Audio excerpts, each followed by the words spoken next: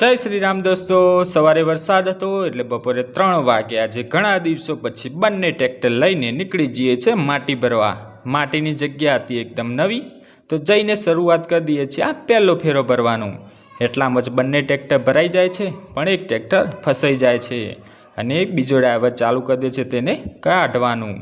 એટલામાં જ લગભગ 10-15 મિનિટની મહેનત બાદ આખરે બંને ટ્રેક્ટર નીકળી જાય છે અને ફરીથી હું બંને ટ્રેક્ટરને ભરી દઉં છું।